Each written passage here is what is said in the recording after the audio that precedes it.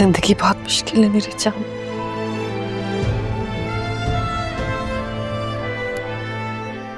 लोगों का क्या है, वो तो इल्जाम लगाते थे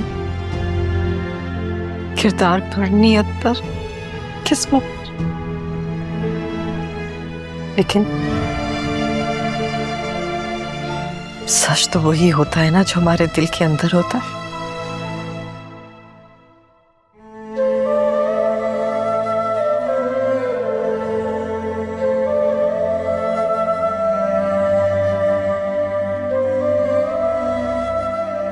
आप कुछ कह रही थी? क्या हुआ? आप अपने आप से बात कर रही थी? नहीं, तुमसे बात कर रही थी। सॉरी, मैं सो गई थी। क्या हुआ?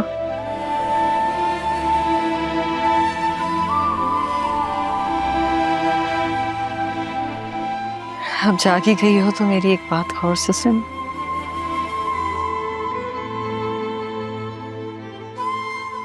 तुम्हें अब अपनी किस्मत से खुद लड़ना होगा। किसी के झूठ से हार नहीं सकती, और ना ही अपनी किस्मत को बेगुनाही के अंधेरे से निकालकर सूरज बना सकती हो जो हर इल्जाम खत्म कर दे। मैं पहले भी किसी से नहीं डरती थी, नहीं दुनिया से, नहीं दुनिया के इल्जामों से।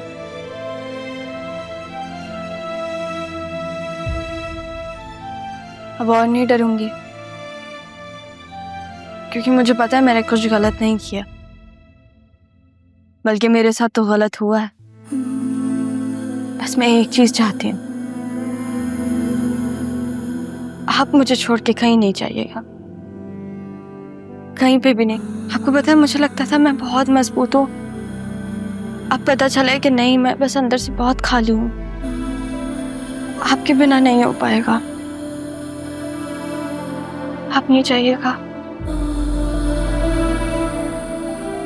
कहीं नहीं जाऊंगी, तुम्हारे पास ही रहूंगी हमेशा। मैं कल रात तक आप पे बहुत गुस्सा थी, अपने बाप पे भी थी, पर फिर मुझे एहसास हुआ कि कल सब मुझ पे इल्जाम लगा रहे थे ना, तो सिर्फ एक इंसान ने मेरे किरदार की गवाही दी, वो मेरा बाप था। लेकिन सिर्फ मेरी नहीं, उन्होंने आपके किरदार की भी गवाही दी।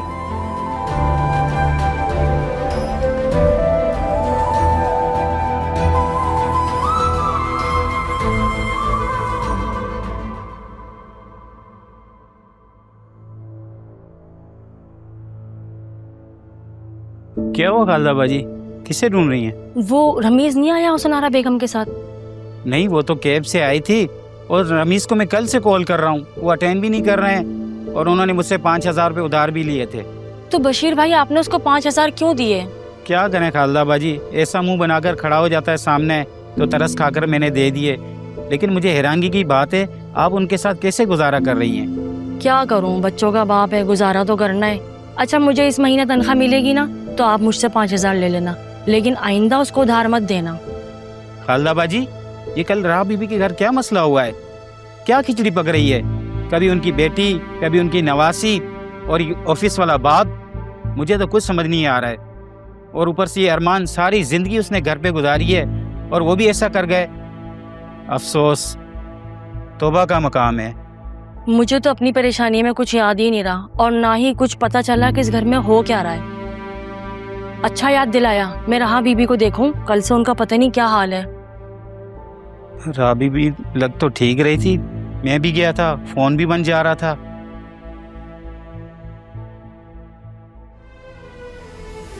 ये जो कुछ हुआ इसमें सबसे ज्यादा कसूरवार तो मैं खुद हूँ।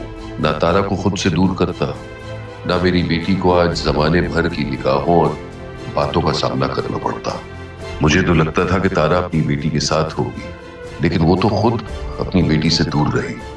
मेरे किए की सजा तारा ने खुद को अपनी बेटी से अलग करके दी।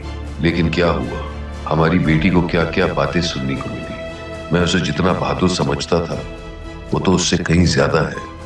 काश काश मैं उसके लिए कुछ कर सकता था।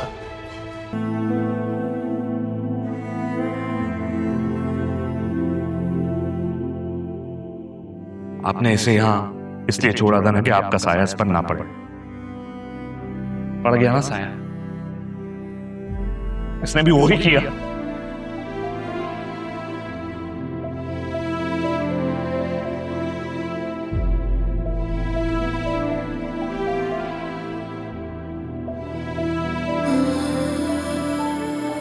शुक्र करें वसीम भाई, जरीन का निकाह इससे नहीं हुआ।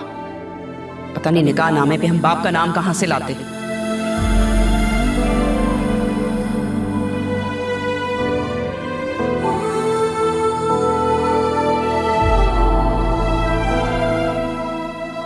पता नहीं इसका बाप कोई है भी कि नहीं, उसका तो कोई नामो निशान तक नहीं है। ये मेरा खून है, वजूद है इसके बाप का। मेरी बेटी है ये, मेरा नाम कबीर हुसैन है।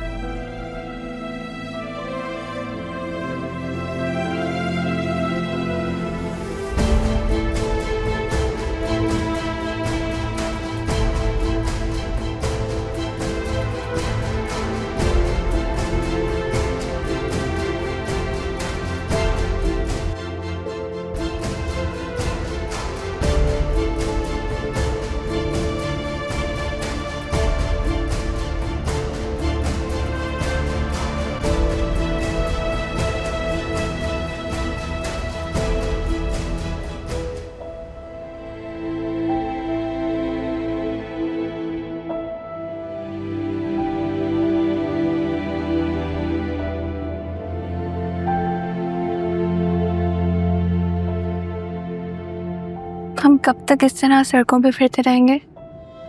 आपने तो कहा था कि आपका घर करीब में ही है। हाँ कहा था, वो एक्चुअली सब कुछ इतना जल्दी हुआ है, मुझे टाइम ही मिला प्रेपरेशन करने का। वैसे मुझे यकीन नहीं आ रहा है कि तुम मेरे नसीब में इस तरह से लिखी हुई। सच कहूं तो मुझे भी लगा था कि शायद मैंने आपको खो दिया।